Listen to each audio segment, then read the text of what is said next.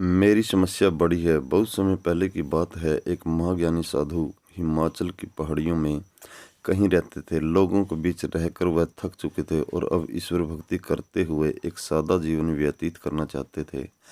लेकिन उनकी प्रसिद्धि इतनी थी कि लोग दुर्गम पहाड़ियों, सकरे रास्ते, नदी, झरनों को पार करने में भी उनसे मिलना चाहते थे, क्योंकि उनकी छवि ही ऐसी थी। लोगों का मानना था कि यह विद्वान उनकी हर समस्या का समाधान कर सकता है। इस बार भी कुछ लोग ढूंढते हुए उनकी कुटिया तक आ पहुंचे। साधु महात्मा जी ने उन्हें इंतजार करने के लिए कहा। 7 दिन बीत गए। अब और भी कई लोग वहां पहुंच गए। जब लोगों के लिए जगह कम पड़ने लगी, तब महात्मा जी बोले, आज मैं आप सभी के प्रश्नों का उत्तर दूंगा, पर आपको वचन देना होगा कि यहाँ से जाने के बाद आप किसी और से इस स्थान के बारे में नहीं बताएंगे, ताकि आज के बाद मैं एकांत में रहकर अपनी साधना कर सकूं। तो चलिए, अपनी अपनी समस्या बताइए। यह सुनते ही किसी ने अपनी परेशानी बतानी शुरू की, लेकिन वह अभी कुछ शब्द ही बोल पाया था कि बीच में किसी और ने अपनी बात कहनी शुरू कर दी। सभी जानते थे कि आज के बाद उन्हें कभी साधु महात्मा जी से बात करने का मौका नहीं मिलेगा। इसलिए वे सब जल्दी से जल्दी अपनी बात रखना चाहते थे। कुछ ही देर में वहाँ एक दृश्य भिंडी बाजार जैसा हो गया और अंततः साधु महात्मा जी को चीख कर बोलना पड़ा, कृपया शांत हो जाइए। अपनी अपनी समस्या एक पर्चे पे लिखकर मुझे दीजिए। सभी ने अपनी अपनी समस्या लिखकर आगे बढ़ा दी।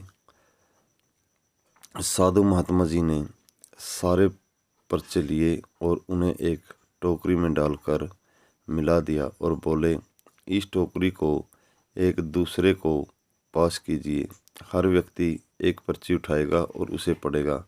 उसके बाद उसे निर्णय लेना होगा कि क्या वो अपनी समस्या को इस समस्या से बदलना चाहता है। हर व्यक्ति एक पर्चा उठाता, उसे पढ़ता और सहम सा जाता। एक एक करके सभी ने पर्चियां देख ली, पर कोई भी अपनी समस्या के बदले किसी और की समस्या लेने को तैयार नहीं हुआ। सबका यही सोचना था कि उनकी अपनी समस्या चाहे कितनी ही बड़ी क्यों ना हो, बाकी लोगों की समस्या जितनी गंभीर नहीं है। 2 घंटे बाद सभी अपनी अपनी पर्ची हाथ में लिए लौटने लगे। वे खुश थे कि उनकी समस्या उतनी बड़ी भी नहीं है जितना कि वे सोचते थे। दोस्तों, ऐसा कौन होगा जिसकी ज़िंदगी में एक भी समस्या न हो? हम सभी के जीवन में समस्याएं हैं। कोई अपनी सेहत से परेशान है तो कोई धन की समस्या से। हमें इस बात को स्वीकार करना चाहिए कि ज़िंदगी है तो छोटी बड़ी समस्याएं आती ही रहेंगी। ऐसे में दुखी होकर उसी के बारे में सोचने से अच्छा है कि हम अपना ध्यान उसके निवारण में लगाएं, और अगर उसका कोई समाधान ही न हो तो अन्य समान चीज़ों पर ध्यान केंद्रित करें। हमें लगता है कि सबसे बड़ी समस्या हमारी ही है, पर यकीन जानिए, इस दुनिया में बहुत से लोगों के पास इतनी बड़ी बड़ी दुविधाएं हैं कि हमारी तो उनके सामने कुछ भी नहीं। इसलिए ईश्वर ने जो भी दिया है उसके लिए ईश्वर का धन्यवाद करिए और एक खुशहाल जीवन जीने का प्रयास करिए, क्योंकि यह ज़िंदगी का असली सच है। ऐसी ही प्रेरणादायक कहानियाँ सुनने के लिए चैनल को सब्सक्राइब करें, बेल आइकन को प्रेस करें और ज़्यादा से ज़्यादा शेयर करें। धन्यवाद।